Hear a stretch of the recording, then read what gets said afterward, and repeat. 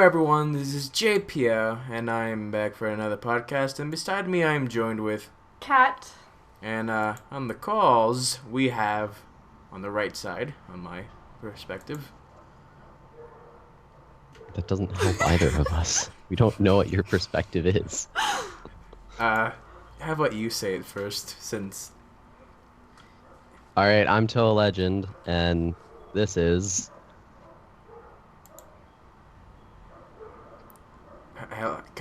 Is that my turn? Yeah, that's your cue. Alright, I'm Flame Wolf. What up? Yeah. Anyway, so today we're talking about RWBY Volume 4. It was a fun volume, yeah. And what should we start with about that volume, eh?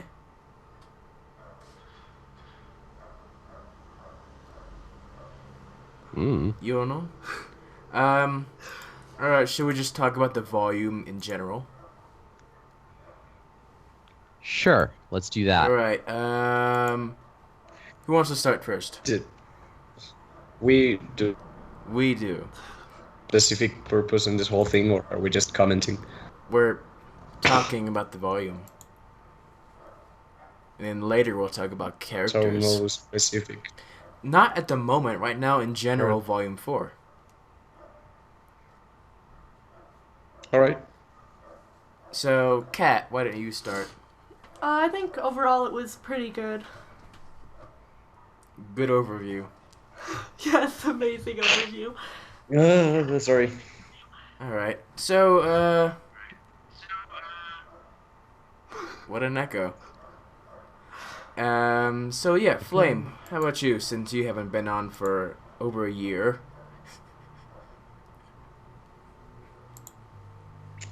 I don't know.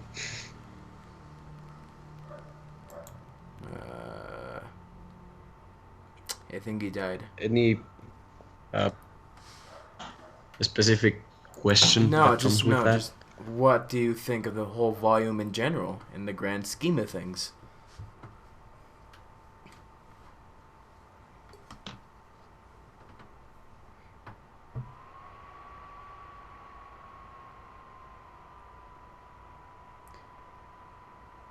Well, Oh.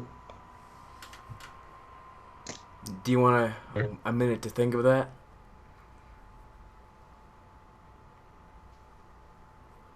Think of what? I can't hear you. My connection is really, really bad. Alright.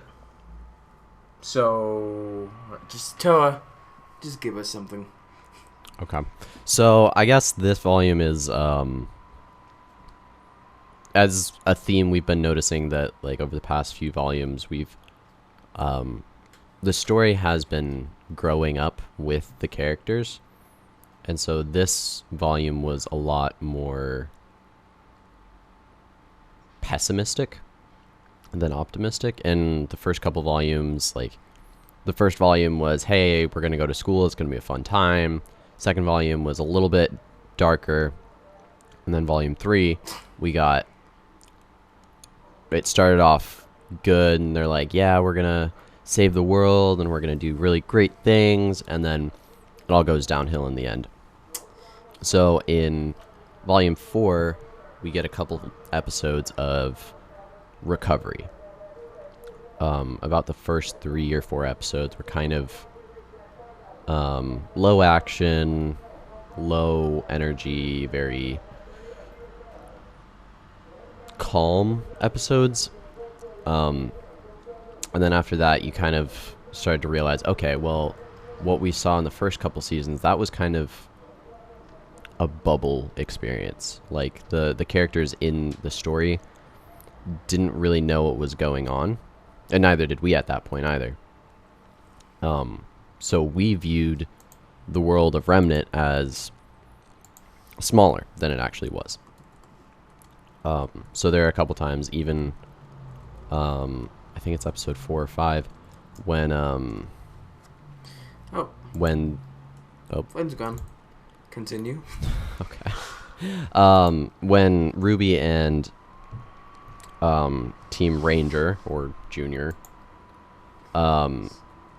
decide, or they're talking about how long they've been walking and how far they've been walking, and they are talking to Ruby, and she's like, yeah, I didn't think it would actually take this long. And they asked her, okay, how long did you think it would take? And she said a couple weeks. You kind of see that, oh, well, these guys are still, they're still kids, but they're matured. And so season 4 was kind of like the real eye-opener that the world is bigger than just Beacon. So that was one of the biggest themes that I saw. Yeah. All right. So for me, Volume 4 is it's what I called the period of how do I put this? It was overall a much more calmer volume, as relation to Volume 3, which was action packed. Let me just type to you.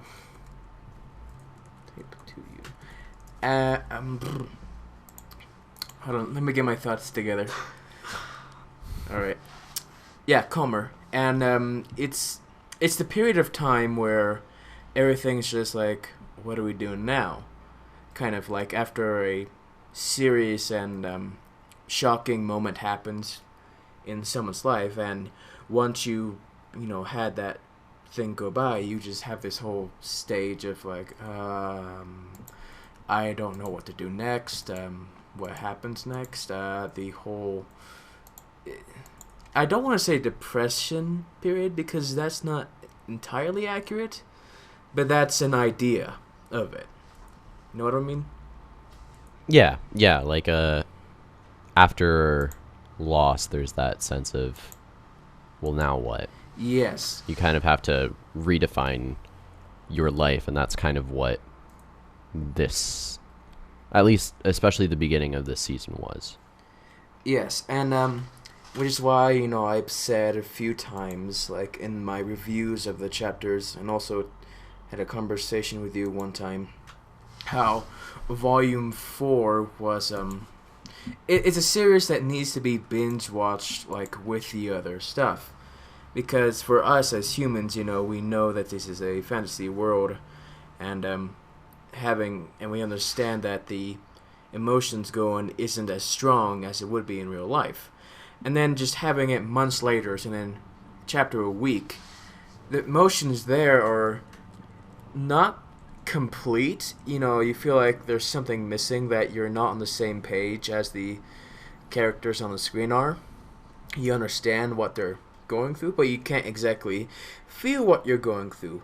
So if you were to watch Volume 4 right after watching Volume 3, then the emotion makes complete sense, and it's right there, and you understand much better.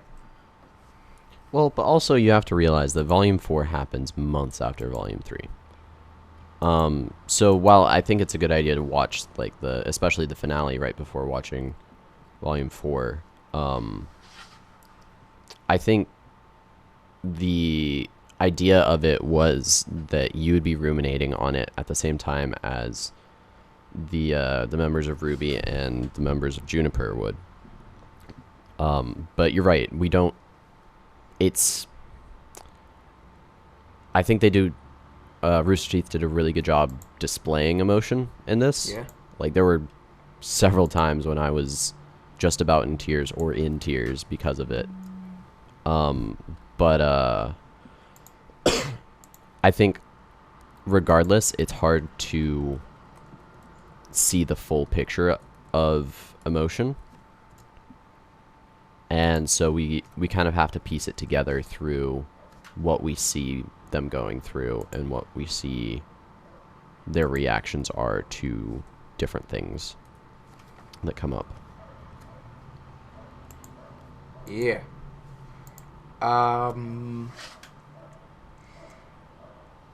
Alright, another thing about Volume 4 that I noticed, that it just seems that some of their character development was it didn't really happen on screen for some of the characters, like Yang or Blake. How Yang one moment, you know, she's still, you know, grieving about her arm and doesn't really want to try the new arm. And she looks out her window and sees people leaving. That's not much of a hint. And then next, she wears her arms like, okay, I'm ready to train. I feel like that part there should have taken longer in the volume than just that one chapter. Yeah, I mean, my impression of it was like she wouldn't accept the arm at all in the end and just go one-armed forever, but then suddenly she accepted it, and I didn't really understand the thought process behind that. Yeah, it was definitely weird because we saw her progress, but it wasn't as highlighted as the emotions of, like, for instance, Ren was very emotional for this. Yeah. Even Blake, we saw a lot of her backstory in it, and her emotions, which has been really cool, and it's a nice juxtaposition because in the past seasons we've seen Blake be more of the quiet one, and she's emotional for sure, but she tends to be quiet. But Yang is the more outspoken one, and so in this one it was the nice flip on that. We saw Blake being more talkative in this, and Yang was less talkative about problems that they had. All right. So Flame Wolf, he's typing his review to us. He says that it was pretty good, but he feels that it was very slow paced compared to the others. He's still typing.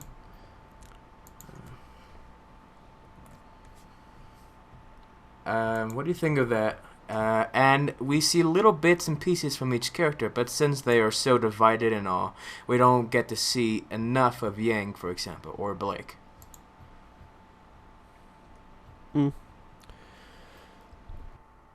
Yeah, I agree. Like, we had to piece things together with them all being separated. It wasn't like we got to see their constant character development with each other, like we have in the past.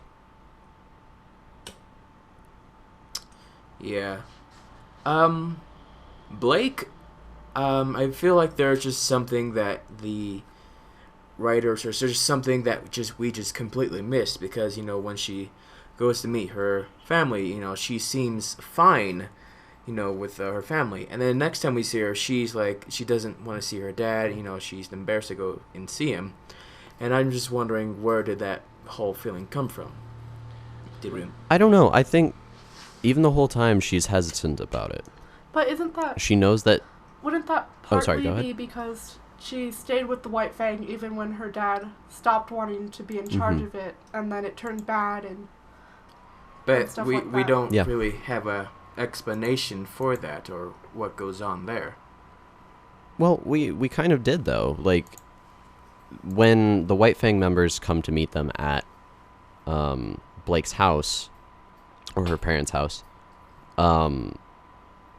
she gets all frustrated about that, and there's obviously a lot of bottled up emotions there, but we see that in her discussion with her dad later on, that, yeah, there's a lot of emotions that honestly she just wanted to get past, but she realized, like, she needed to see her parents. She needed that comfort. She didn't really have anywhere else to turn to at that point. All right. And but there was still some awkwardness. Okay. So Flame Wolf continues with not to mention others. Seems like the director gave a lot of characters less importance than, in my opinion, they deserved. Overall, I think it wasn't as memorable as the third on the technical side. The animation was the best so far, and it was super awesome. That's it. For his... Talk about the animation. For me, it was really distracting because, you know, it was obvious that they were using a different animation program than what they were using before. And some of the designs or the, what would you call them, sprites? Probably not. Sprites are specifically The 2D. Anyway, the Like the models? yes, the models. The characters? Yeah, the models. Some of them, were somehow they didn't really seem proportional. For example, Ironwood. His arms are just awkward. And so yeah, me and Kat looked this up. We rewatched that episode, and we saw Ironwood's arms. His arms were like tiny in proportion to the rest of his body. And then we look back on volume 2 and 3, and his arms are much better proportioned. I didn't notice any other problems with the other characters, though. Yeah, not so much. I think it might also be just that they used camera angles differently in this volume. They were a lot more artistic with their shots because, honestly, I think they could be more artistic. As RWBY's gone on, they've developed a better animation team, learned a lot more about their own animations. So I think a lot of that also comes down to perspective. Okay. What's something else? Also, another thing that distracted me was on the faces of the character, they now have like more detail on the lower lip. And for RWBY, that lower lip was shine, and that would like really distract me. It's like, oh my, she has a lip. Before it was just a line. Now she has a full-on shiny lip. You're saying that's a bad thing? No, I'm just saying, it's very distracting, having all these changes. Yeah, man, I hate when people have lips. I know, right? For me, it's like the opposite as John, because at first I didn't like the animation, and now it's getting better, so I'm liking it more. Except for Ironwood's arms.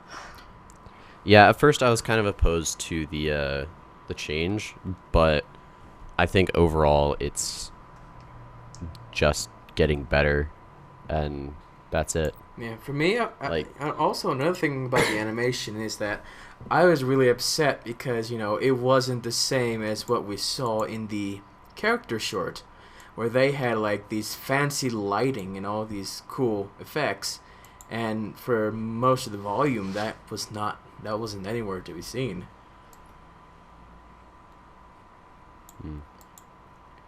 You know what I mean? Yep. Alright. Okay, so should we start talking about characters? Sure. Alright. First off, we should go about, obviously, RWBY.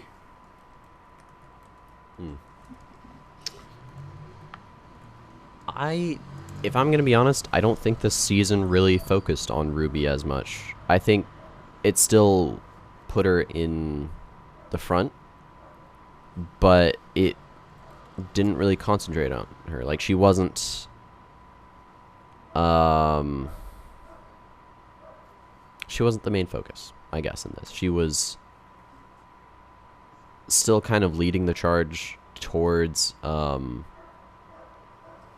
going to Mistral, but she wasn't the main character in this season, I don't think. Okay, so Flame Wolf here has a interesting response. She's cool, pretty, I don't know how to explain it, satisfying? She isn't lacking anything important as a main character should have, so we good.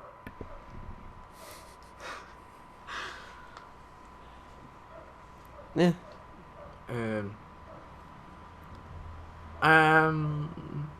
Not sure. When I guess that would make sense, yeah. Right? Yeah. Like, she's not. Again, yeah, she's not lacking anything. She's just not, I don't think, at the forefront Changing of everything. yeah, like she's decently stable as to where she is, and I think that comes down to she's younger than everybody else, so she has more light in her, I guess is a way of putting it, and so she's more optimistic, and that's just the character of Ruby in general. Yeah. But she's more willing to move past things. Even when they were talking to Crow around the campfire, she was saying, you know, okay, I don't really understand what's happening, but I'm willing to trust and fight beside you, Uncle Crow. Yeah. So she's not lacking anything. She's just not changing very much. And I think that's one of the bigger differences for her. Yes. Also, this volume kind of focused on the side characters' development. You know, like Juniper, and which took away the focus from our main character Ruby. Which it's fun to see that, but it's also interesting to see how Ruby, she was surprisingly much more happier than I would have thought she would have been after the whole event. Yeah, I mean, she lost 2 good friends, and her sister lost an arm, and her team is divided. I think a lot of it is that she just doesn't focus on that. Like, if she was still caught off guard about it, she would be sad. But I think a large portion of it is she's always wanted to be a huntress, so she's kind of living her dream right now, but she's not, she's just not letting those things get in the way of that right now. I think she's trying to overcome one thing at a time, and right now she's trying to figure out how to save the world, even if other people think, well, she's just a kid. She's trying to do her best to do that. So. Yeah. Okay. Meditation is fun. Do you have anything else to add? No. Alright. Next up we have Weiss. You really do learn a lot about her family in Volume 4.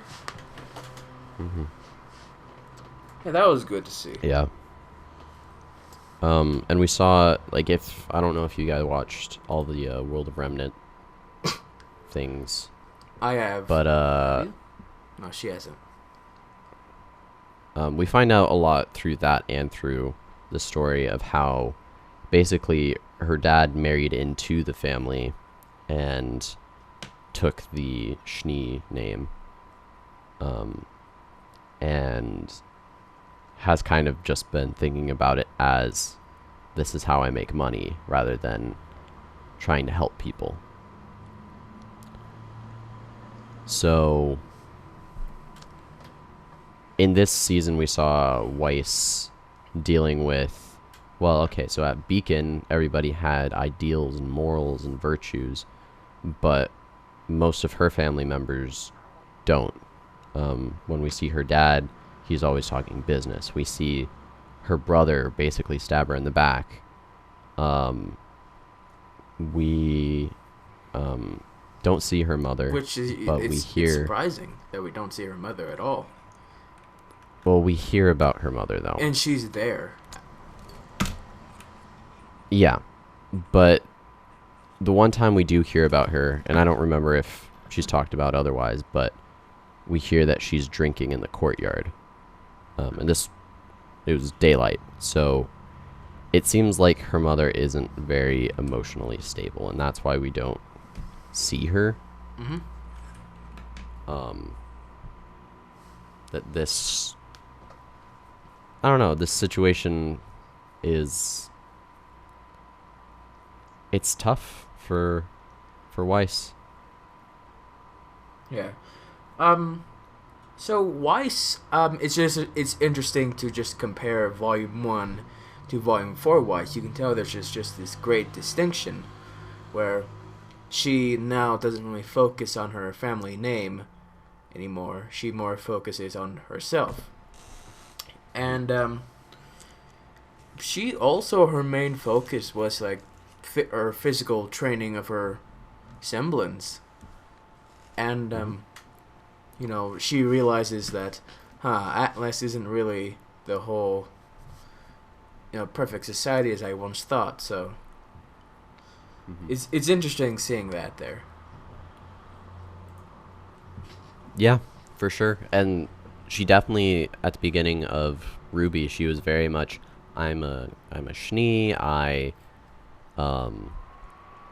very specifically part of this family. I'm very proper, very respectful. And in this, we see she's coming into her own. She's making her own opinions about things and realizing, yeah, this isn't necessarily the right way to do things. Like, people shouldn't just be proper all the time. People should care. So that was a cool thing to witness. And then her leaving her family at the end of it was very representative of who she's becoming. She's becoming more independent. And she's also, I feel like she's also going to be relating to her sister a lot more now. Yeah. Because her sister basically did the same thing. And went into the military, despite what her family really wanted her to. Yeah. Flame Wolf says she's pretty stereotypical as well as Blake, but I like that Weiss is really close and caring about her friends, even if she usually doesn't like it. Like it. Look like it, probably. Yeah, like it. She doesn't like it.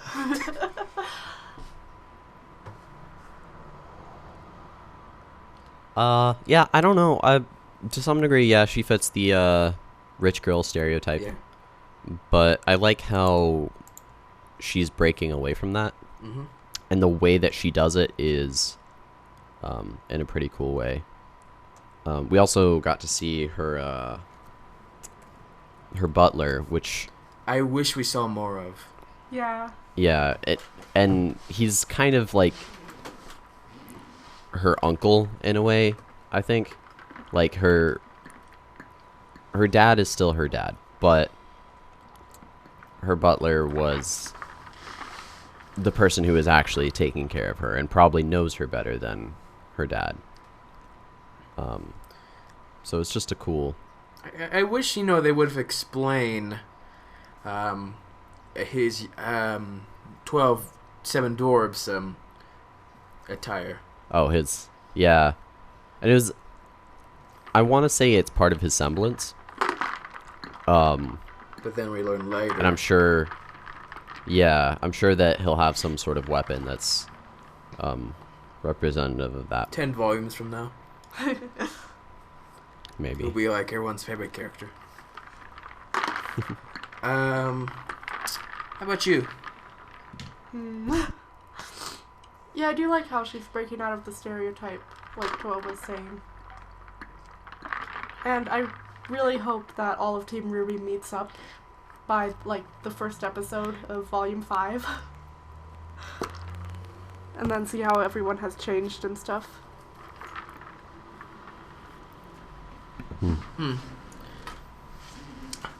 Anyway, so now on to Blake.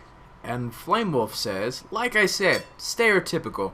Quiet, mysterious girl with a dark past. It always happens. She's cute, though.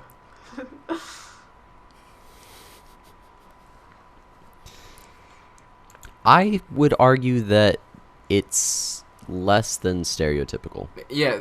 Because, to some degree, like, yeah, quiet, mysterious past, blah, blah, blah. But the vibe that we were kind of getting towards the beginning was that she didn't have a very good background. But in this, we saw she has really good parents who we see are very loving of each other and of her and are very supportive. And so we saw that, like, she is somewhat rebellious as a character, and that she first rebelled against her parents, and then when she realized it was wrong, she rebelled against White Fang. And so it kind of brought her around to, okay, this is what happened. I don't think that her past is all that dark. It's just that she jumped into a situation not fully knowing what was going to happen, and then it ended up being worse than she expected. Yeah. I like how, we get to know more about her character. She wasn't really quiet and mysterious. This time around, she expressed her emotion much more than what we've seen in the past. And also, Volume 3, she didn't really have any character development into the last chapter. And here, she, throughout the volume, is conflicting about, like, what she's done and, like, what she would do next. Yeah, she's also really strong because she was in the White Fang. She did go to the dark side, I guess you would say. But then she bounced back from that. She joined Team RWBY. She's trying to save the world. And in this volume, she's sorting through all her feelings about that. But she always goes to the right side in the end. Yeah, and her dad brings up that point, too, when they have their conversation that, yeah, she chose wrong, but she's stronger for it, and she's better for it, and she's strong enough to say that, hey, I did that, but now I'm rebelling against that, and I'm trying to fix that. So, yeah, I think it's pretty cool. Yeah. It's also interesting to see the White Fang in this, how a lot of the faunus, they, in the other parts of the world, they don't know about the more violent White Fang. They know of the pacifist White Fang. And so seeing how, different factions, they have different methods of working. And it's interesting to hear that. It's like, oh, okay, so they're not all evil. Right, and I think they're trying to lead people to believe that they're not all evil. Yeah. We saw that when they were walking away, they were like, hey, should we talk to Adam? And they're like, yeah. But I think it's a good, like, parallel to the real world, how oftentimes people will justify it as, well, yes, our group of people did this, but that doesn't represent, like, the minority doesn't represent the whole. Whereas in this case, they say that, but it does represent the whole. The whole of the White Fang has become corrupt, as far as we know. So it's an interesting take on that, and it kind of pushes people to look at it and think, okay, well, just because people are saying this or saying anything doesn't mean we should necessarily always trust them. Trust came into a big factor in this volume, I think. Looks like Flamewolf has something else to say about Blake. He's typing it right now.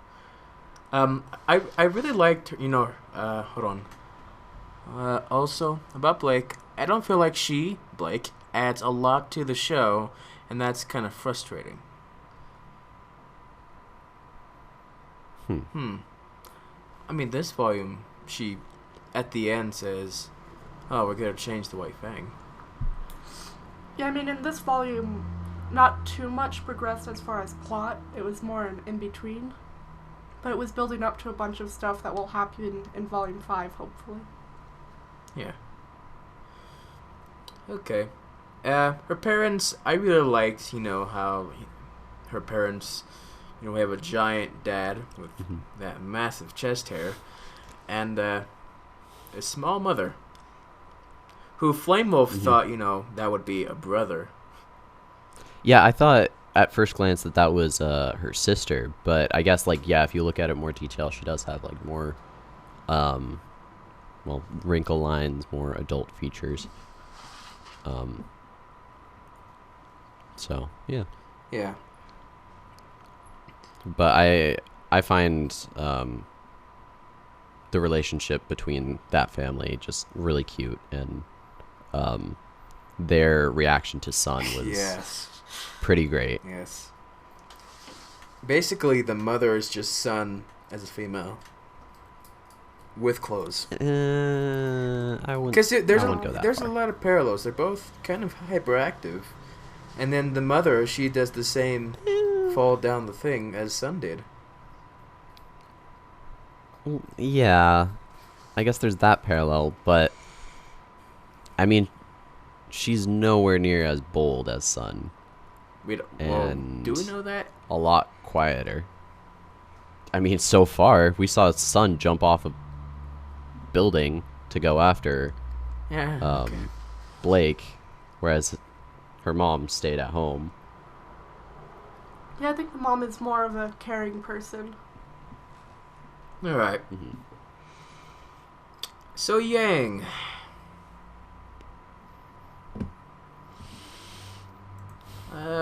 Yeah. Well, as we were talking about It's- before, with the arm and stuff, where just suddenly she starts using it. I think that her character just moved on really quickly, and that a lot of her development happened off screen. Like, I would have loved to see her first trained with her arm, you know, instead of we skipped weeks later to her being able to fully fight with it. And just the passage of time of, you know, struggles, like, I wish we'd have seen more of that, but it just passed up by really quickly. I think part of that is they just, at Rooster Teeth, they didn't really want it to. They didn't want that to bog down the rest of the story. And in reality, Ruby is the carrier of the story right now. She's the one that's pushing it forward. Yeah. Whereas Weiss, Blake, and Yang are, in this season, we got to see their pasts. We got to see why they are the way they are. This season was very much focused on family and origins. Origins including the origin of supposedly good and evil, the origins of the Grimm, origins of humanity.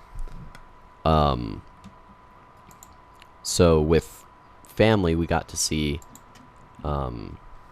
Blake's family, where she's from, why she joined the White Fang, the influence of the White Fang on her culture. We got to see Weiss and why she seems like such a snob, even though we kind of come to realize that it's not really her fault. She's just grown up in that culture, and she's always thought it was right until recently.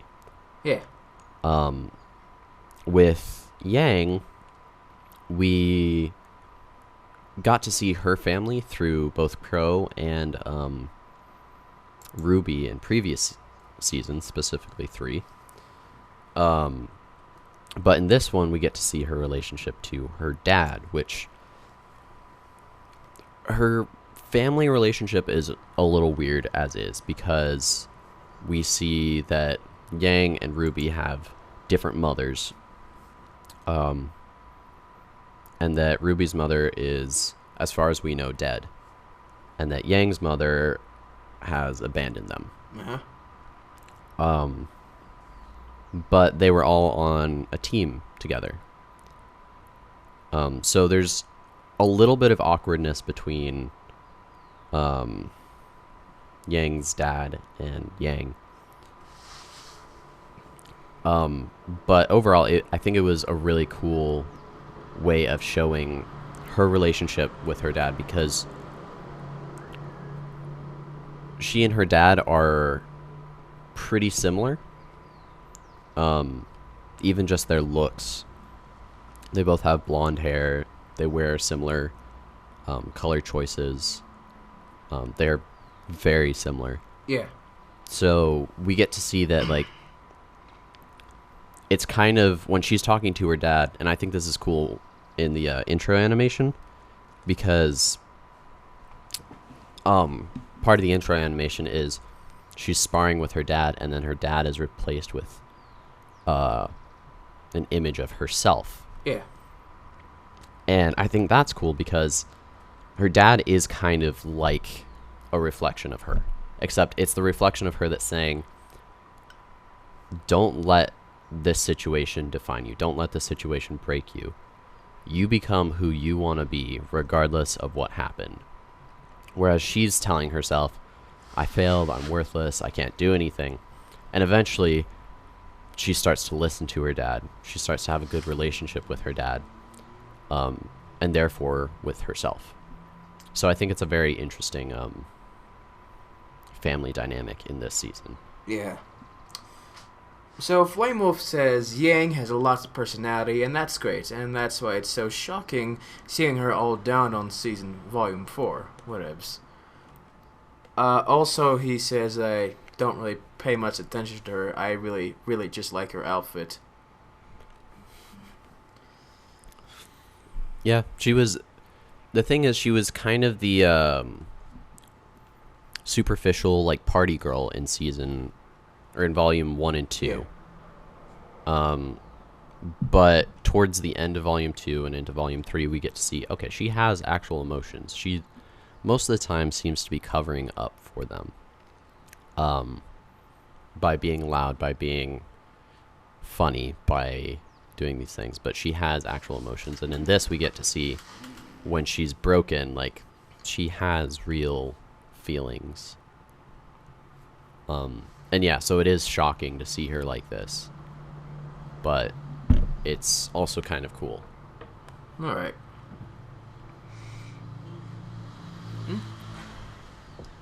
Yeah, nothing? No. Alright. So, Jean. Flamo says, I used to think of him like the typical comedy relief, and he sort of was, but I feel like the series has been building up his character pretty neatly.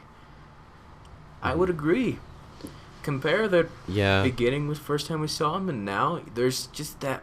I just love how there's just a massive, he's really building as a character. Yeah. Mm-hmm. Especially when he's training at night. Yeah. And with the recording of Pyrrha, and you just see so much emotion there too. Yeah, that's just like every time you see Jean in this story, you kind of break a little bit because you see he seems to be a very lighthearted character and a bold character, but a lighthearted one. Mm-hmm. He can take the jokes, and he's normally on the receiving end of the jokes. But he's never wanted to be the damsel in distress. And so he's really fought hard and worked hard to do his best, even though, he snuck his way into Beacon Academy. And then from there, he trained and tried to do his best alongside Pyrrha, and he was distracted by Weiss at the time, but then only a few days before Pyrrha died did he start really, really noticing her. And so he's just broken. He hates how, I think he hates how he treated Pyrrha and how he didn't realize the kinds of things she was going through.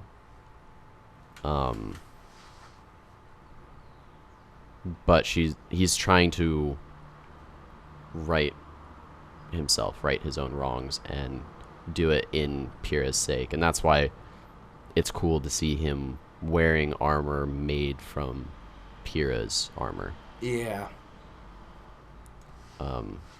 But yeah, it's crazy. And even at the end of the season when they're all in Mistral, we see Jean just sitting in the room alone, and he's got his sword and shield up against the wall, and Ren and Nora walk in, and Ren sits down his dagger next to that. Yeah.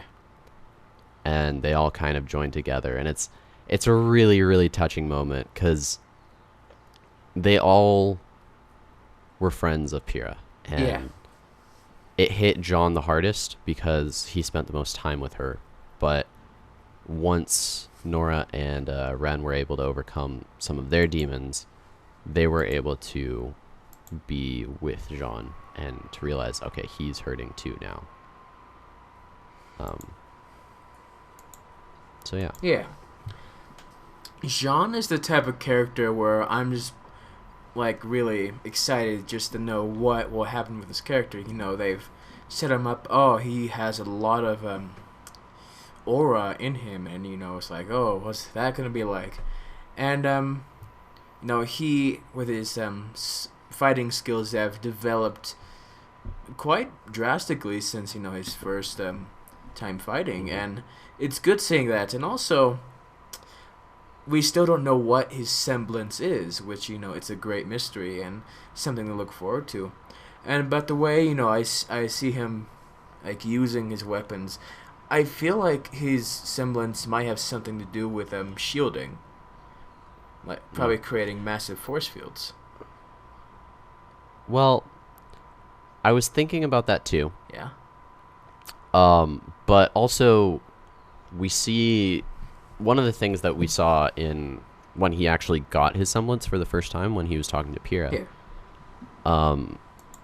We saw a cut on him quickly disappear and get healed. That's what aura is supposed to do, heal. No, an aura doesn't heal that fast. Hey, An that's aura, what the World of Remnant says. It heals. Yeah, but not that fast. That's extremely fast. Why, if it healed that fast, explain, you know, he has a lot of it. right? But if an aura healed that fast, I feel like Yang would still have an arm, or it would have grown back at this point. Arms don't grow back, though. Oh, that's a Actually, weird thing to think about. Can arms grow back with, like lizards? I mean, yeah, if they done right, yeah. But anyways, the thing is, we haven't seen anybody heal that drastically from aura before. But we already know that aura is a form of shield, so I think that Jean is going to be able to heal people. I think that will be his aura. If I'm going to be honest, I think shielding might be part of it.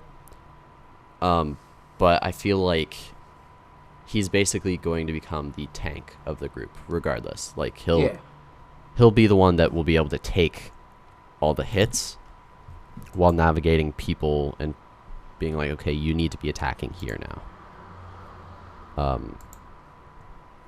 So he'll be like the support strategist type of deal. Because we see that like even his weapon isn't outfitted to be as powerful as a giant sniper scythe or a thunder hammer or a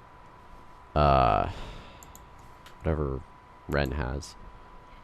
But he's got a sword and a shield, which is a very traditional form of fighting. So it's really more being able to defend himself and attack when he needs to the most. Alright. Well, rather than knowing what will happen, I'm kind of also interested in Jean's past a bit, especially like how he actually snuck into Beacon. Like, was he just smart enough to do that himself, or did he get help in that? Yeah, that's a good point. We saw a lot of the background of other members of Juniper in this season, but the two characters that we didn't really see background for were, I would argue, that our two main protagonists of the series, Jean and Ruby. Yeah. Ruby, we didn't really see much of a background to, and to be fair, she might not have too much of a background. We might have already seen what her background's like through Yang and her father. But Jean, we know little to nothing about, except for that his weapons are basically heirlooms. Yeah. And that he snuck into Beacon. and that's about it. Alright. So, is that all for Jean? I think so, yeah. Yeah, I think so. We pretty well covered him, I think. Alright. On to Nora. Flame Wolf, I love his response. Pinkie Pie. A violent Pinkie I- Pie. A very violent Pinkie Pie. So, I don't... you don't understand what we're talking about, right? No. Based on what I know about MLP, I have a feeling that Nora's character is a little bit deeper than this Pinkie Pie, Yes. but you know. Yeah. It's emotional Pinkie Pie is what Nora is. I liked how, we got to see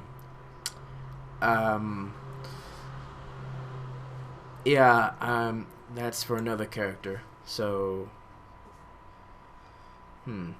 Well, we still haven't seen all of her past. well, we know that she was like an orphan on the streets, Or yeah, but she wasn't born in Kuroyuri, it seems like, because she comes there and then the kids are bullying her and saying she's wearing weird clothes or something. Yeah.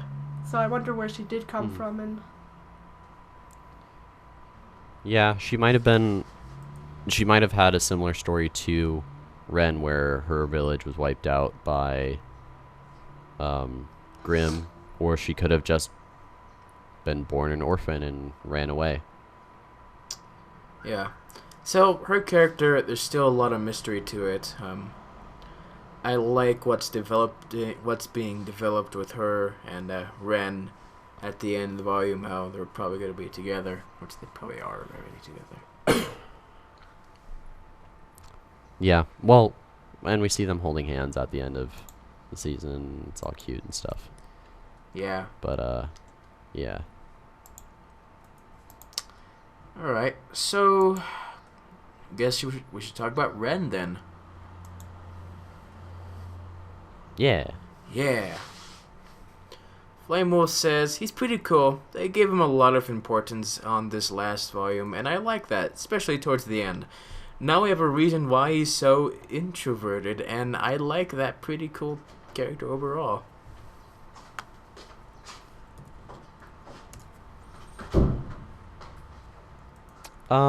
Yeah, I mean, I feel like he was somewhat introverted from the beginning. He's just more antisocial, I suppose. Yeah. Because of what happened.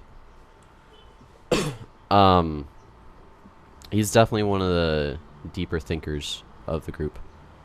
But I think this season highlighted who he was. Like in the past, even in just the past couple seasons, he was always the one that we saw fall first. Like, he was the cool ninja who moved fast and stuff, but in a fight, he didn't really do much.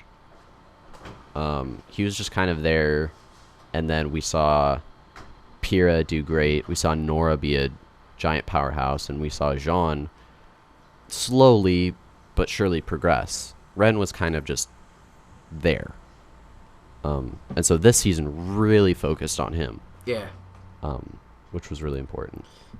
During his flashback episode, I was just really confused. It's like, because, I figured, that little kid was Ren, but he has a voice of a little girl.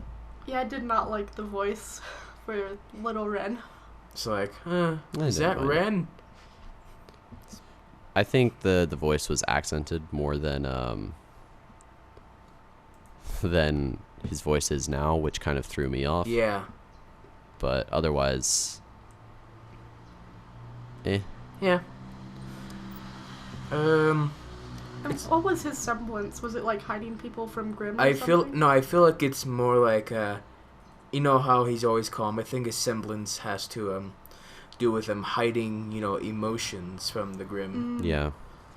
Yeah, because Grimm are attracted to negative emotions, and so when he was hiding the first time, it kind of shut down all of his emotions.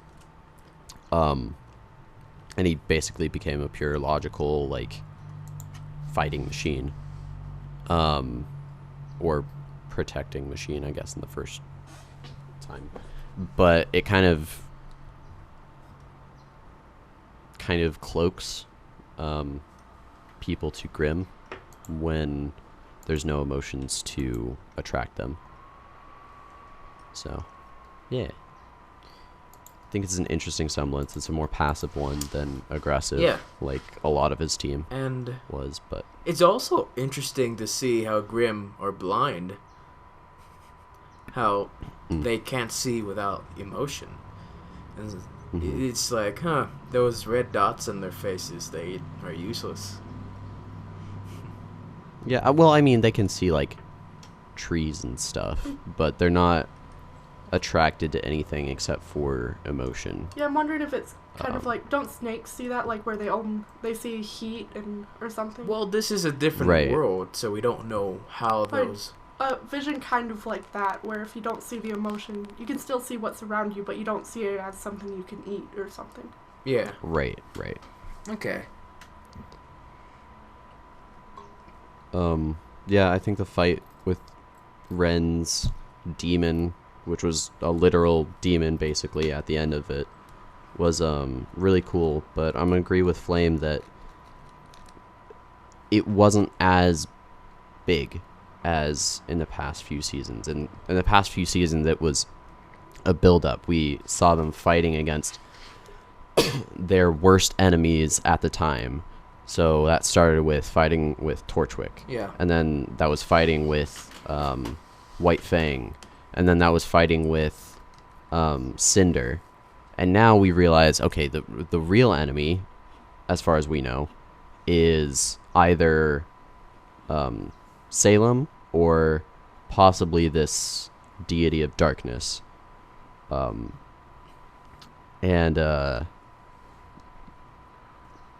We don't see them really interact with them except for the fight between Ruby, Crow, and the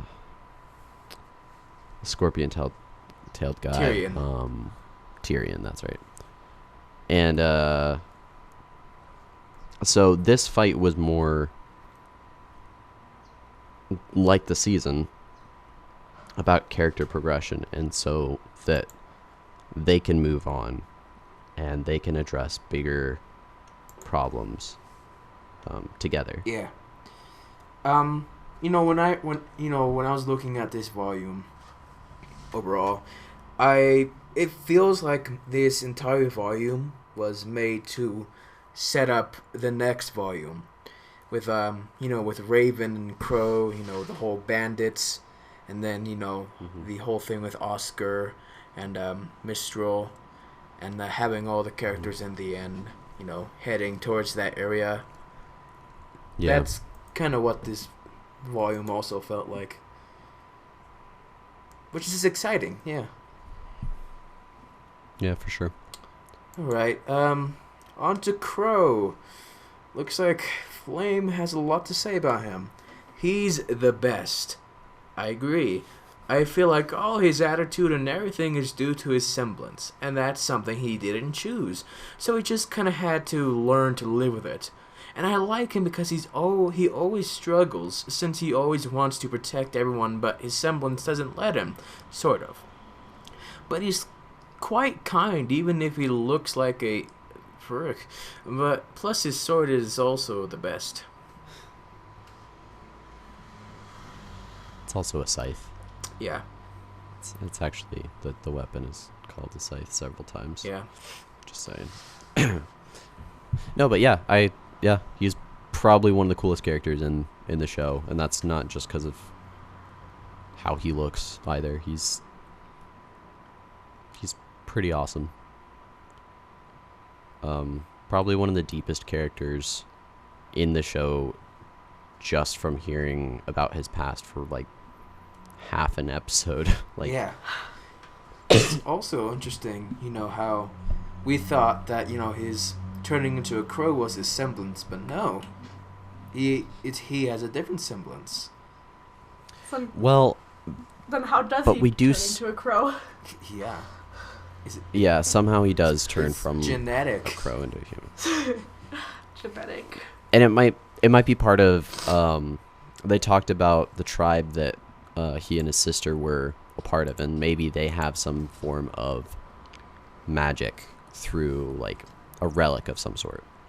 Like he has, for instance, the cross, which is like crooked on his necklace, which I think is really good imagery for his character. Like he's trying to do the best that he can, but even still, like it's still messed up a little bit.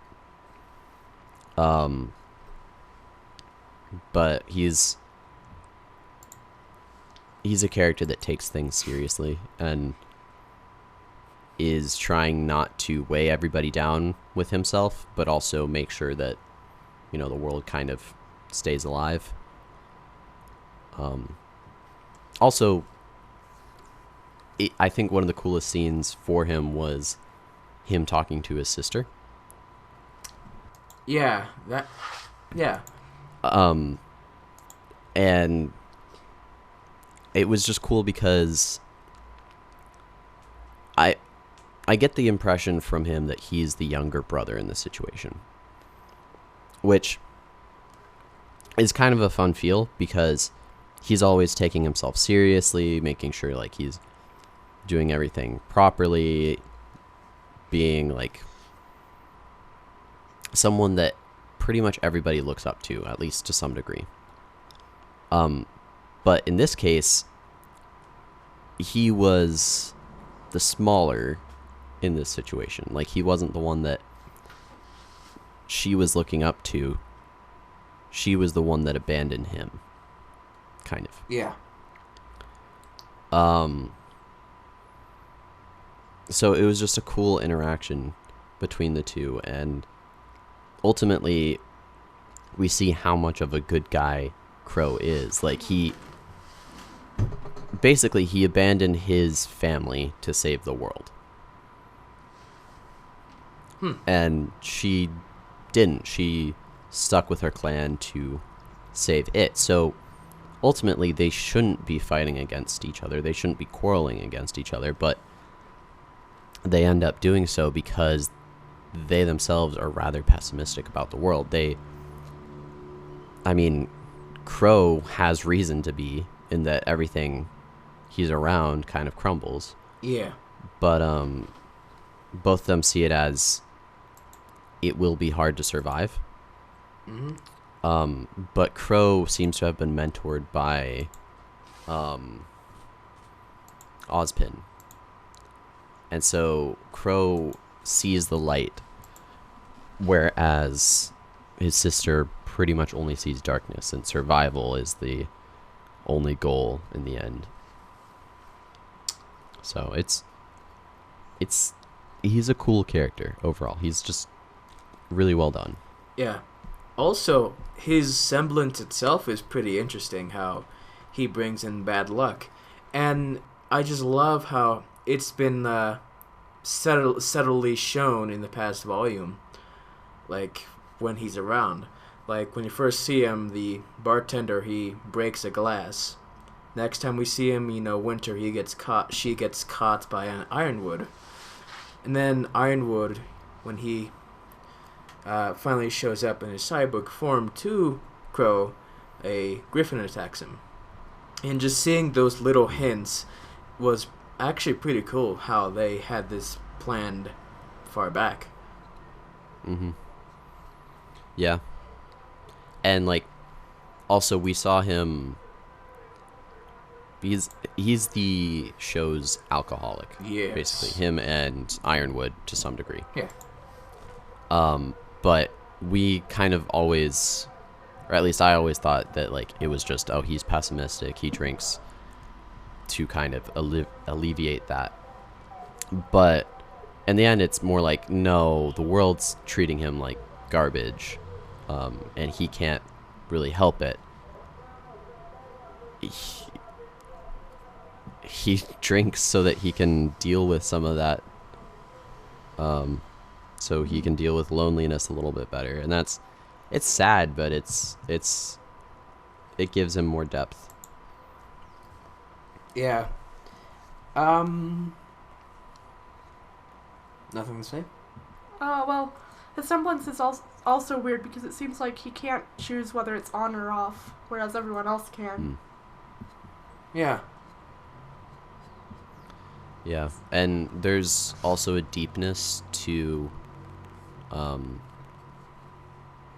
what his semblance is, because when when he was going for a walk after their talk at the campfire, they ask if there's anything more that he wants to tell them, and he looked over at a crow and looked forward again and said, "Not today."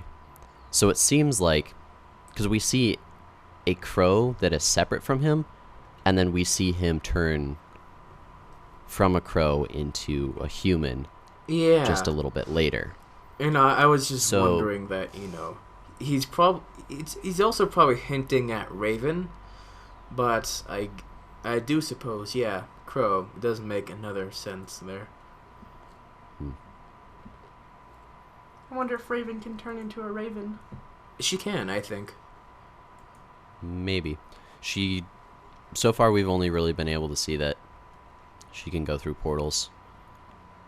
I mean, would you consider, I don't know, there was a bird at Yang's window at the end staring at her. I figured, maybe Raven turns into a crow, which makes no sense. I mean, it could be that both Raven and Crow, part of their abilities include that they can communicate to some degree with ravens or crows. Yeah. Because when the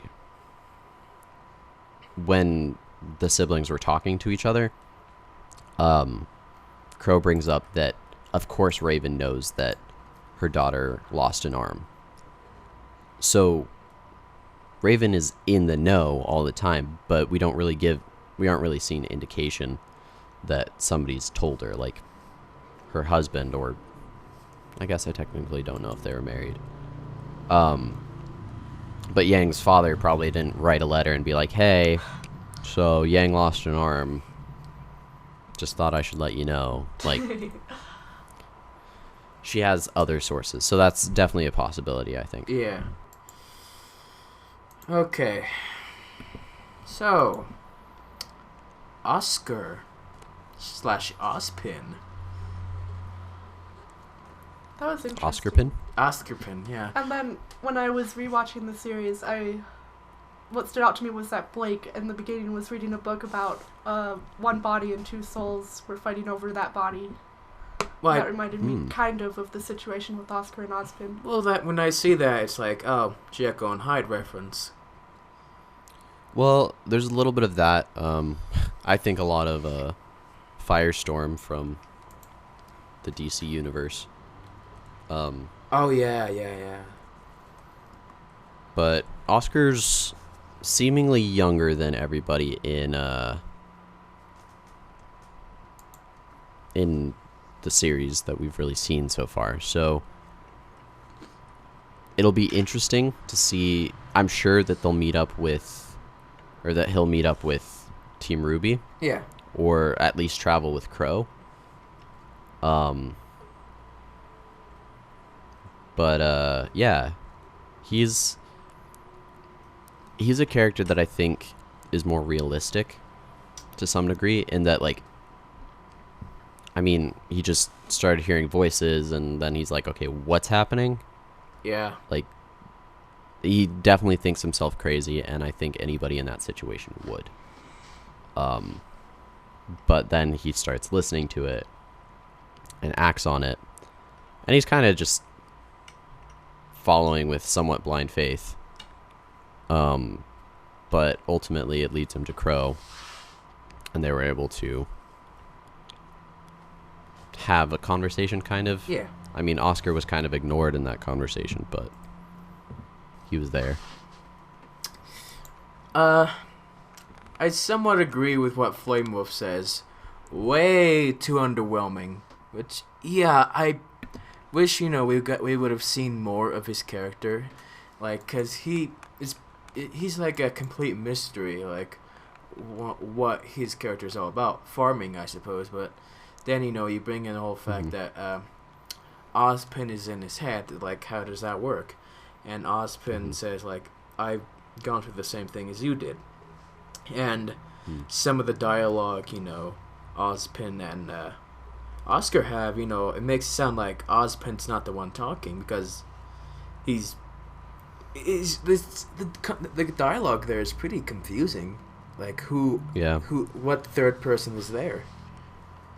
Right, like, to some degree, when Ozpin died, he sent himself, like, his own soul, to some degree, to Oscar's body. Yeah. But maybe that's what happened to Ozpin earlier. And so it's kind of like a reincarnation type of idea where maybe Ozpin, the person whose mind was in Ozpin's, was maybe the wizard from the beginning. Also. Maybe it was True. the god of light they mention. Also, there was a dialogue where, Ozpin tells him to think of the headmaster's room. And, Ozpin and Oscar, he describes it, and he talks about a tea set that he gave him. So it must be that Ozpin knew the person who was in his head. In a way. In Ozpin's head? Yeah. Or Well, yeah, because, he's talking... Well, yeah. Ozpin would be the headmaster, so... Right. Yeah. Overall, there's just a lot we don't know about his character. But I like seeing how,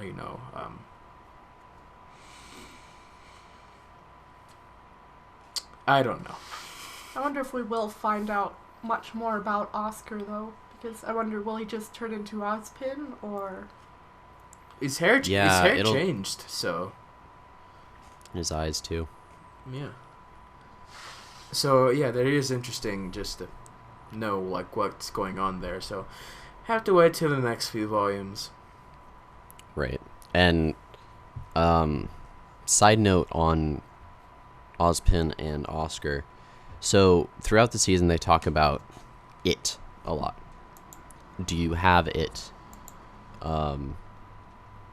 Did Ozpin have it when you killed him? Things like that.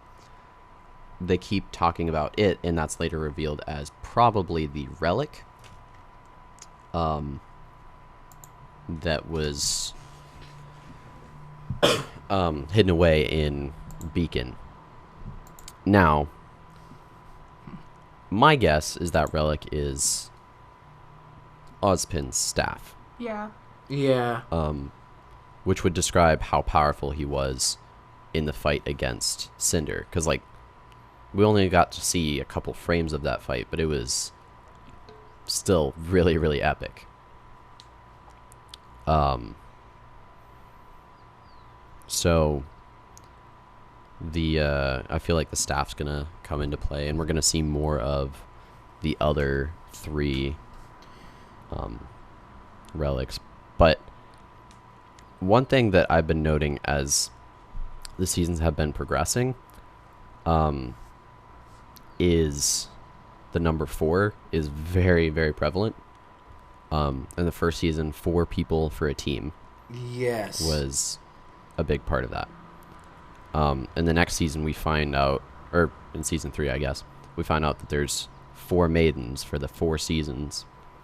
There are 4 kingdoms. There are 4 relics. 4 is a huge number, but it's really cool because I think that ties in really well to Crow, in that I know at least Chinese culture, I think Japanese culture as well, 4 is their version of an unlucky number.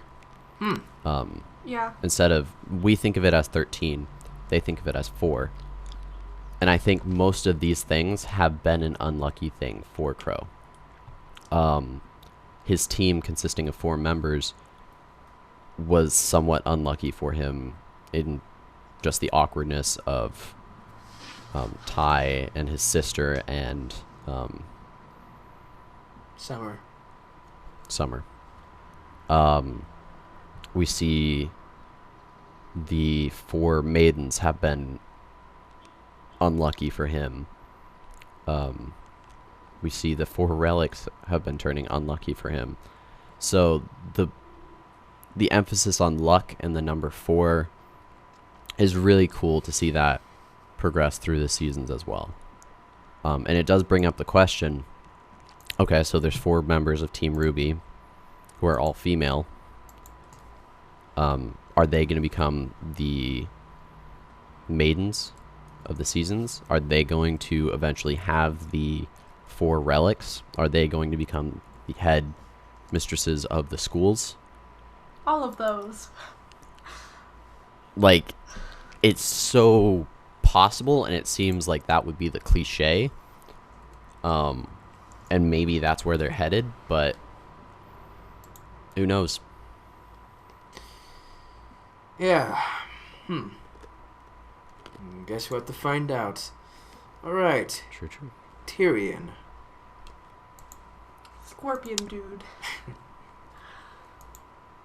Well, and I think we need to discuss him as part of the group first, because Salem we see as this big bad lady whom we don't really know much about, and even Crow says they don't know much about. But he's one of the few that seems very, very, very loyal to her, calling her their goddess at one point, which is interesting because that might mean, in the way that possibly Ozpin was connected to their god of light, perhaps she is connected to their god of darkness, which would make sense for her to be called Salem. his goddess. Yeah, and Salem being a reference to the witch trials. At least that's what I got out of it. Flamewolf says, pretty decent. She's pure evil, but not stereotypically pure evil villain. She's very mysterious. She seems very well motivated. But yeah, she seems to just have this calm stride to her. Mm-hmm. As if, all the pieces are coming together place by place for her. Yeah, I mean... Well, and that's why... Sorry, go ahead. Okay. She even tells, Tyrion, oh, the Spring Maiden can wait, go after Ruby. Yeah. Mm-hmm. And that... Things like that, her calmness especially, makes me consider that, maybe she's not really the one in charge, completely.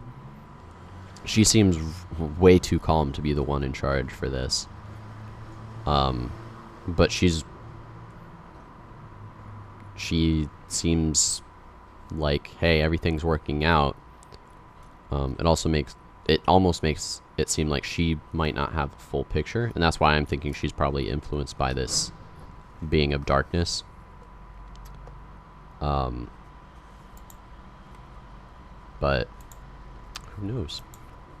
Again, not very much is known about her except that she's evil and hates Ozpin, and somehow knows Ozpin. And she wants power. Yeah.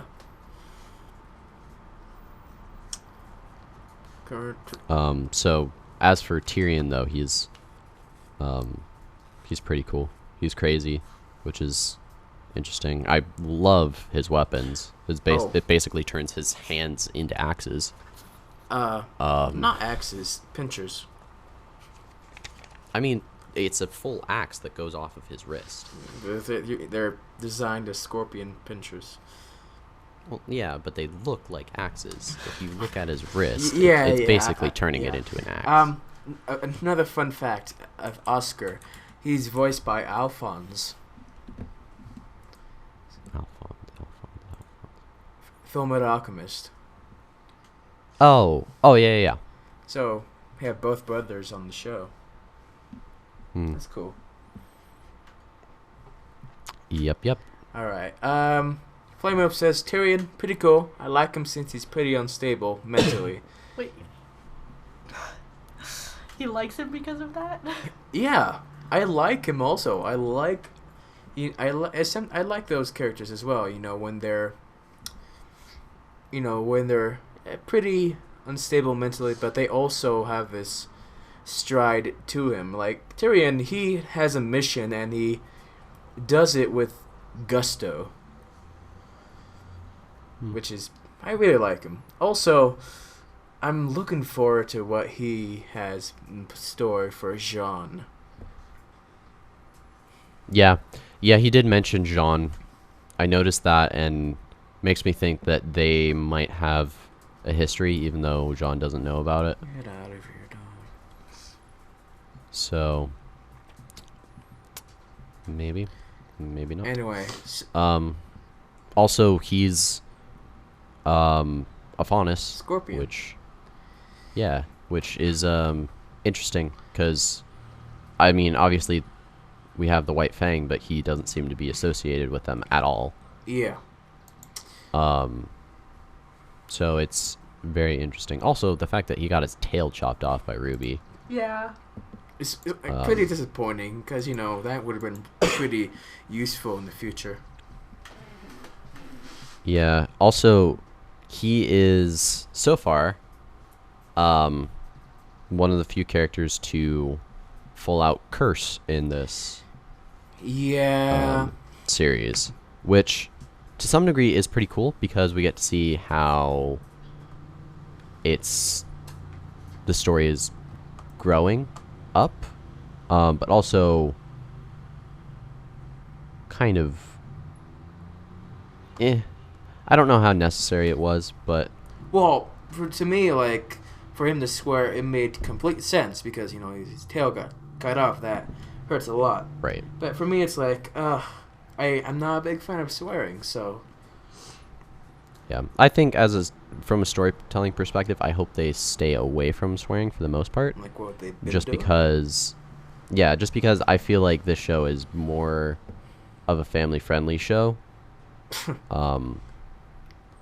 at least to some degree. But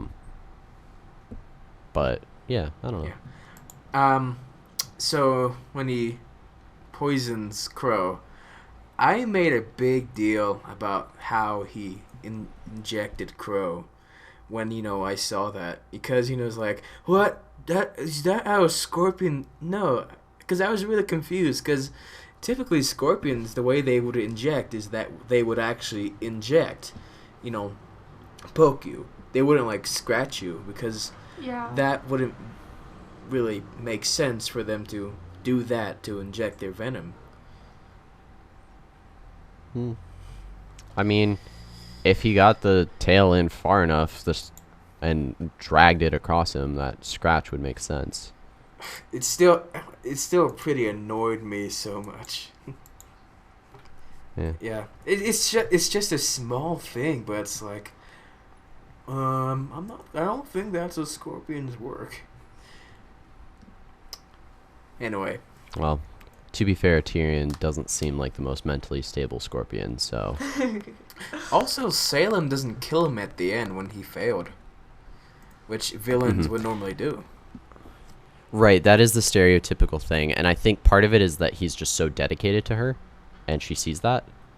Overall, she's somewhat a good leader. She demonstrates good leadership qualities in respecting everybody's opinions and such, and trying to keep the peace between them. But yeah, he's dedicated, and he's extremely sorry for not killing them, and it does make you feel for him. Like, dang, I almost wish you had succeeded, but also not, because Crow's awesome. And Ruby, we kind of want to keep alive, even especially because the show is called RWBY, and RWBY without Ruby would be sad. Yeah.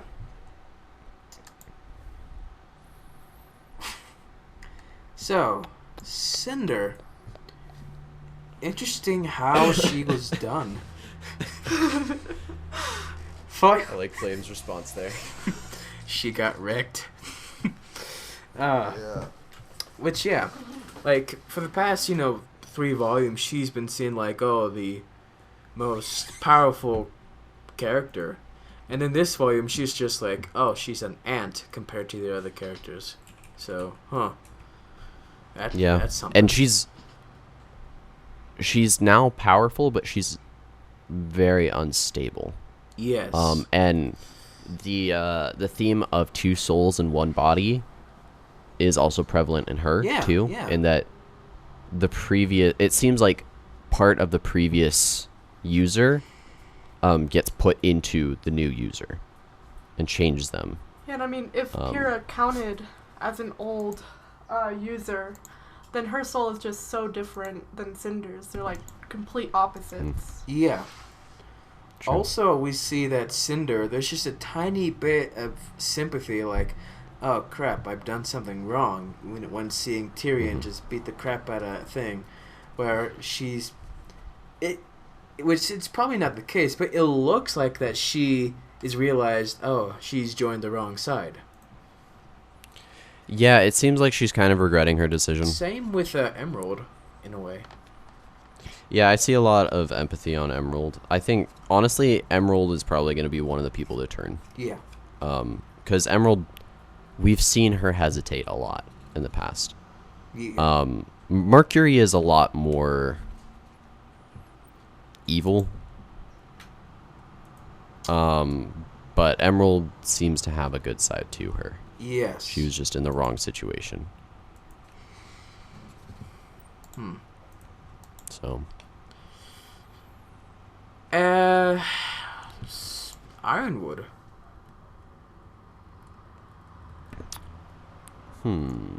He had short arms. I feel like he had fine arms. I don't know what you guys are on. Take a look again. If you... All right, Another thing is just like... I didn't notice it until John pointed it out, but he has short arms. Yeah, is that he's wearing a different costume, and so they might have made a small mistake with the rigging there. Yeah, I'm pretty sure it was a mistake.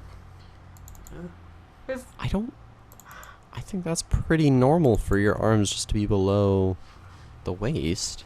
He just has really long legs.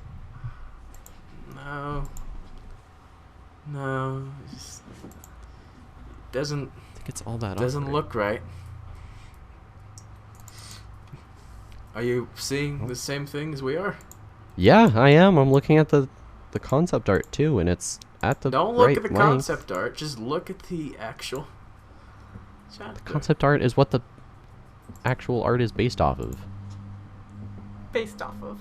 Based off of. Yeah.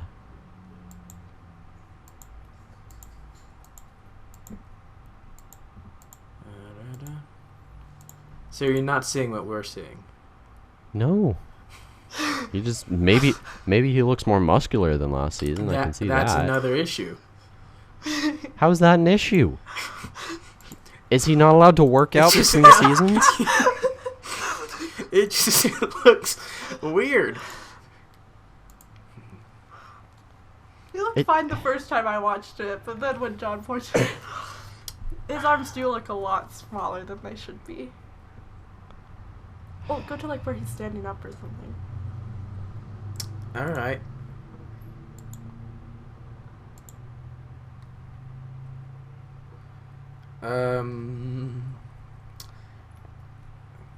Toa, do you want to read Flamewood's response? Sure. Flame says, in respect to Ironwood, Oh, go that he likes his motivation. He's always protective, and as Glenda said, he always does what's best for his people, though his decisions might appear silly at some points, but he's really nice. Yeah, I agree with that, and like, it was cool to see him react to Weiss, in that he was basically the only one that was on her side at the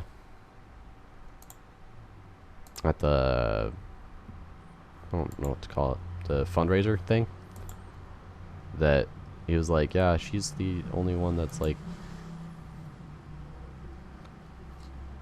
making sense around here. And everybody else is turning against her besides her butler. But yeah.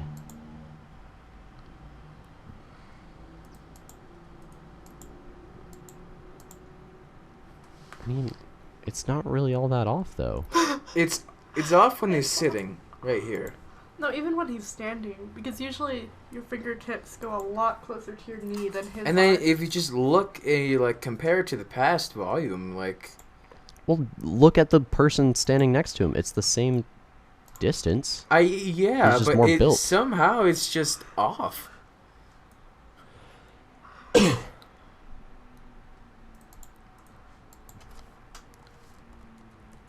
I think that this one's more of a matter of perspective because it looks like his arms are shorter, but his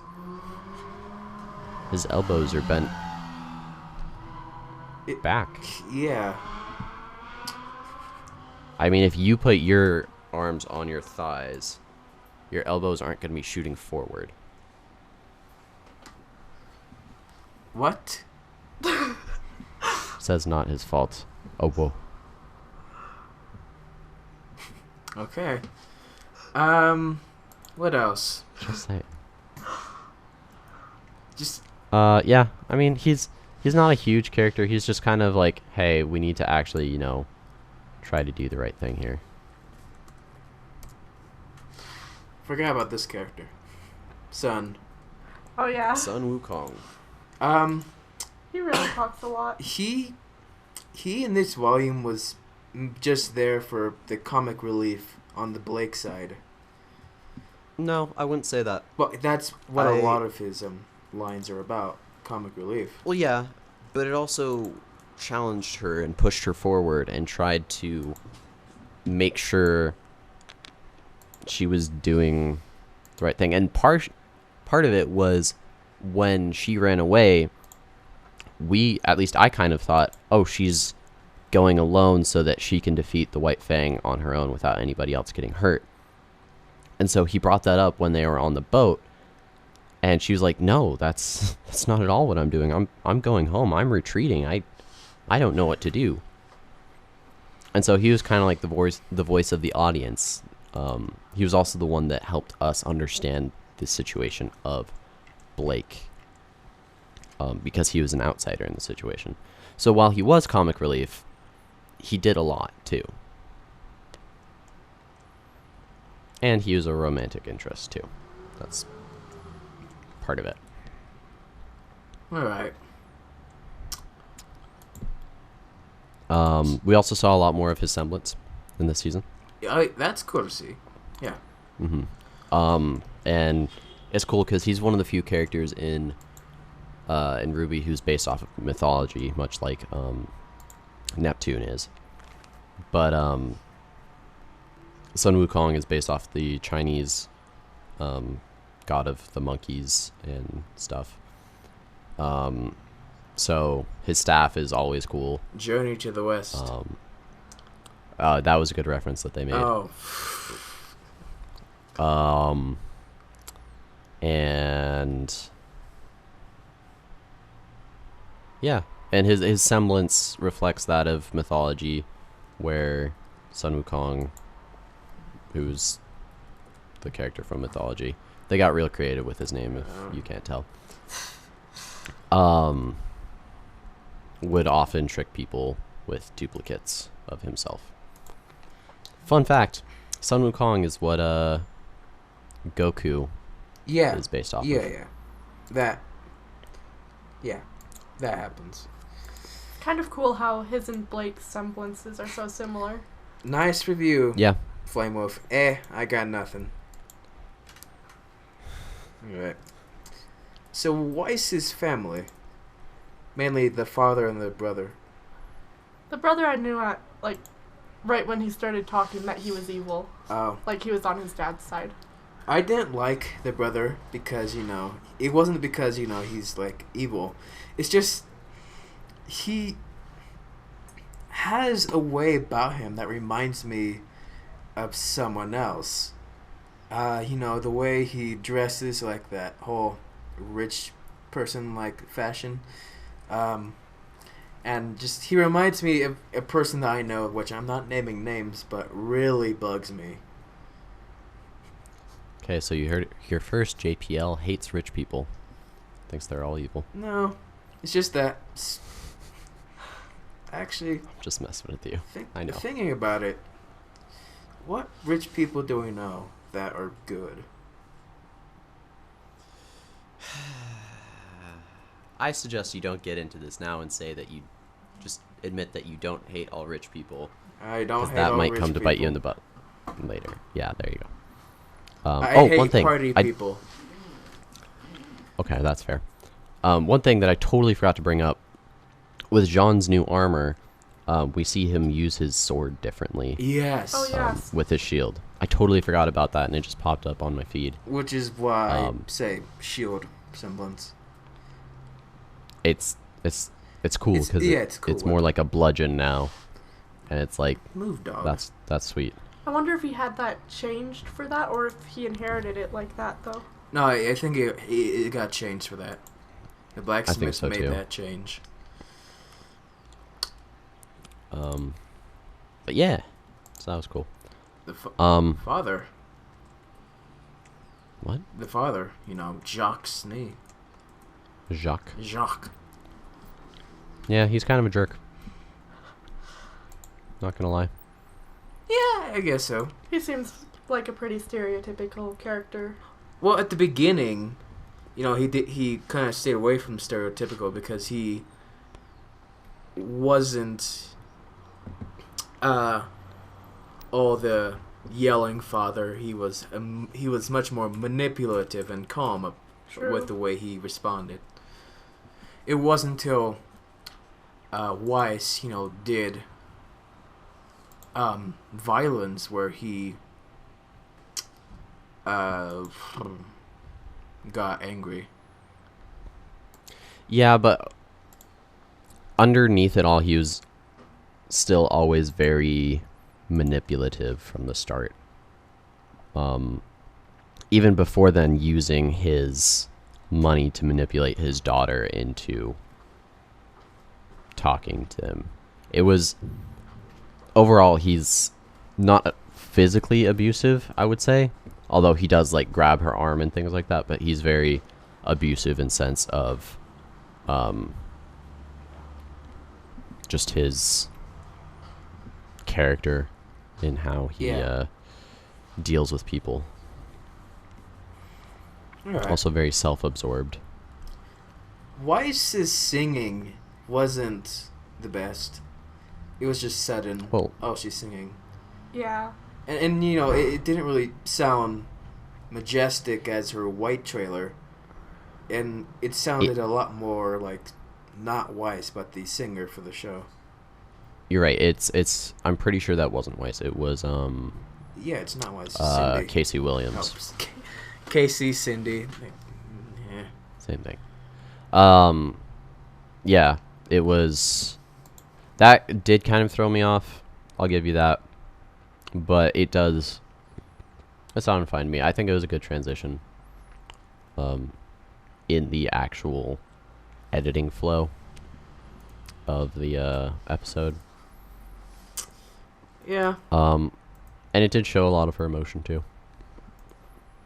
So the guy with the blue hair at the party who was a jerk, I have a feeling that he might return. Yeah, I think so too. He had a lot of character, and it seemed like he might Like he's just not be gone forever. He like shows up at Mistral and like she needs his help because something that he does, and it's like, oh, I'm sorry, I can't help you. Or maybe even this is how they first meet, and maybe this becomes her actual romantic No, she has Neptune relationship. I think she has a thing with people with blue hair. Well, maybe, but I mean, this could be a start of her relationship with this guy, even though right then she treated him like a jerk. Maybe later they'll fall in love. Yeah, I mean, I feel like he just Regardless. caught her at a bad time there. Yeah, I think otherwise she might have been more accepting of it. But at the same time, it was cool to see that situation, because perhaps a year ago, before the fall of Beacon, she might have been more acceptable of the situation, or more accepting of that situation. Yeah. And liked it more. Okay. Really? Who's playing music?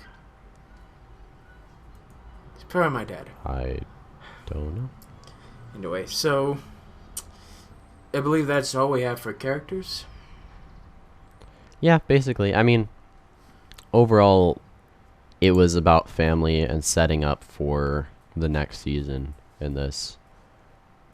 Making a solid base in the past so that the next season can progress into the future. Yeah. I don't know how many new characters we're going to get next season. I think for the most part, a lot of the characters are going to keep appearing. But, yeah. All right. I mean, now we're in Mistral, so. So, let's review the ending.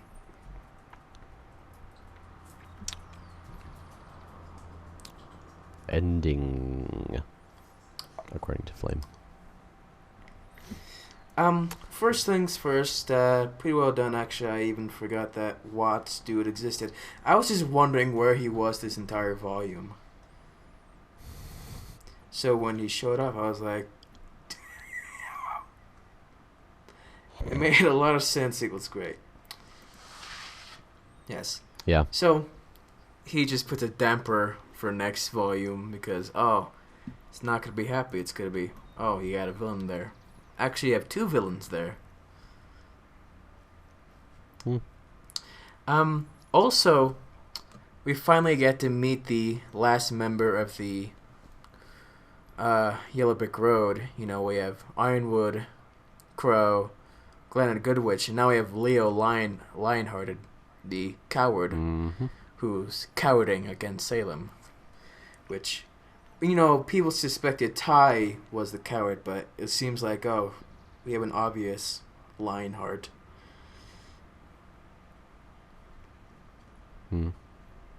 Yep.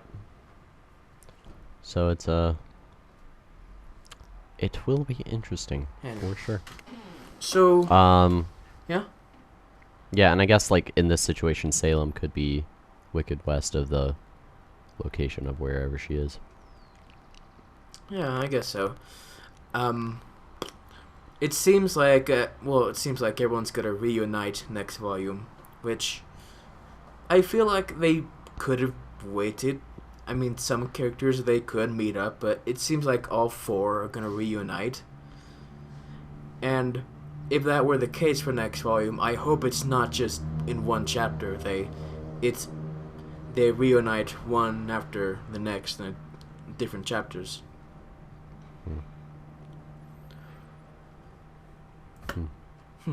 Yeah. Yeah. Yeah. And so the ending was especially geared towards the building of Juniper, especially Ren, with his defeat of his actual demon, and just the closeness that he was able to accept of his friends, especially Nora and Jean. And Ruby, we find out, has been writing her family this whole time, even though it seems like they haven't received any of her letters. But yeah. Yep. So, I feel kind of bad for the dad though, because he's just like left alone at the house again. No, he's got the dog. Why? Yeah, that's why. And pictures of Ruby and her team. I don't get, but why doesn't he like go with his daughters though? Because he did go through Beacon Academy. so he should know how to fight. So Yeah. what's keeping him from joining his daughters? Yeah, it's honestly a good question. I guess we don't know yet unless he has some sort of previous engagement where he has to be where he is. Or if he just is realizing that they need to do this themselves. Probably. Or maybe he's a coward and he's given up fighting. We don't really know. He seems somewhat cowardly. But in this past season, we saw him as full on better than punches just- Yang in the face. Yeah. Alright. So, I believe that's all we have for the ending. How about, let's talk about our favorite part of the volume. If any.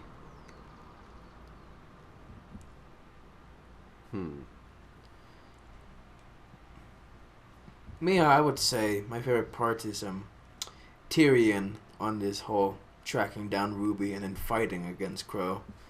I just love his entire interaction. Yeah. I did like the fight between Tyrion and Crow. Yeah. I think learning about Crow was one of my favorite parts, just because I think Crow is just such a cool character, and yeah, I think knowing his past helps us see the world a lot better, because he was one of the main forces of like, oh, the world is terrible, we should be wary of it. But in this, it was like, well, no, he's just had a lot of things bad happen to him, and so he has a pretty negative view of the world, but he thinks it could be better. And he's fighting to make it better, even though his world might still be as bad as it has always been. You know, it's a bit disappointing, like, having Crow out for half of the volume with him being poisoned, you know, because he's such a great character that just having him being vulnerable, just kind of like, oh no, he's a great person. No.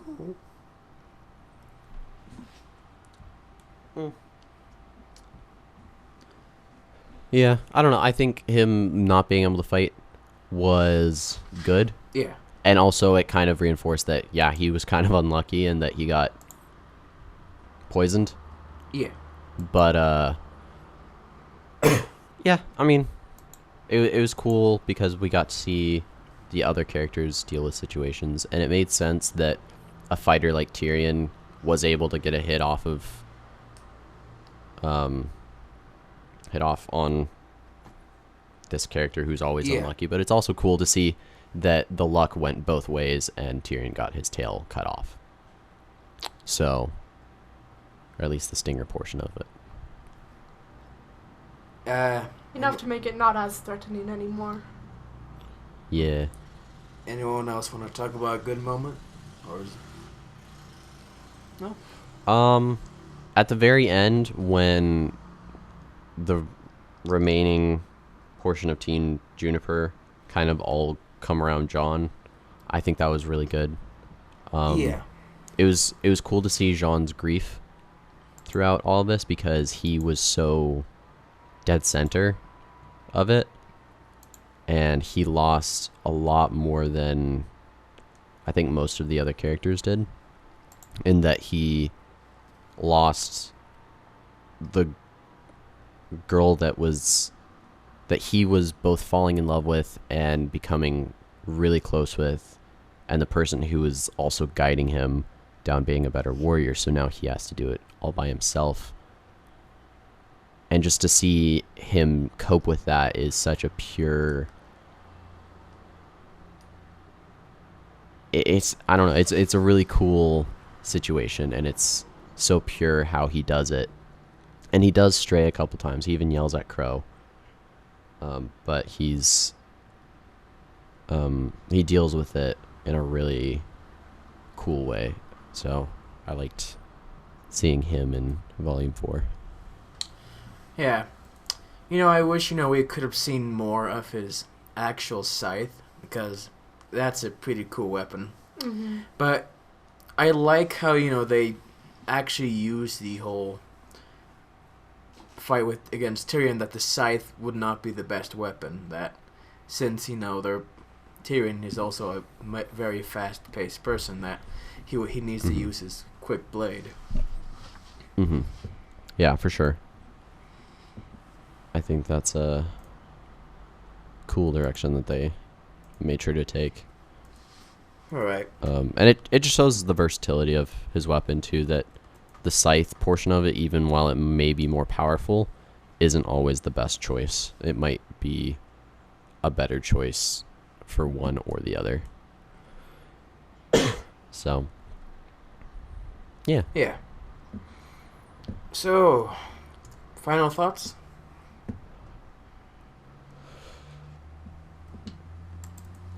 I mean, overall, I think it was a great season, and we got to see a lot of the characters, but kind of just like the World of Remnant clips, this season wasn't all too necessary. I think they could have made one episode where they just said, hey, we got to Mistral, and it would have been sufficient, but I am glad that they took an entire season to tell that story. Yeah. For me, I really wanted like a much more adventurous volume, where Team Ranger or Junior would actually stop and do side quests, with other villagers like we saw at the beginning. Which it's kind of sad that we don't really get to see much of that, but they had to make it to the next volume, so. Right. One thing I will say, though, is at the very end of the volume, I didn't even realize that was the last episode of the volume until it was done, because it didn't really seem like a season finale. It seemed like a mid-season finale. Yeah. Where like they would have a break of maybe 2 or 3 weeks and then come back. It didn't feel like as big of an ending as the previous ones had been. So overall, it was a lot less impactful to the story, but I think character-wise, it was super important. Cat. Yeah, it was a nice season, and it really gets you excited for season 5, and you just went so in depth with the characters and all that stuff that now you can understand them even better. Yeah. So when it goes into season 5, yeah. Yeah. I'm looking forward to Ruby Chibi. Yes. I want to get back to that. Yeah, Ruby Chibi was a really good break last time, especially with just all the how dark Ruby got in just the last half of season 3, and now in this season it's gotten a lot more realistic and a lot deeper. I want to see more Torchwick and Neo and their shenanigans. I'm disappointed that we have no confirmation of a Torchwick's Pacific Rimming that grim. Or should I say Pacific Grimming? Ha, ha, ha. And with that, that's the end of this, because I don't want to talk to John anymore. Let's go. Heyo. Anyway, I believe that's all we have for this podcast. Oh, we're actually ending. Well, okay. There's nothing much we could talk about, is there? True, we went over basically everything, I think. Yeah. And also, I completely forgot that, with you in the podcast, I needed to have a terrible pun. Thanks. I'm basically the Barbara of this group. Dang it, Barbara. Anyway, thank you guys for watching. It's been a fun time together. And believe we will see you all next time. Bye. Bye. Bye. I'll just type for Flame Wolf. Bye. There you go. Bye. And Cut.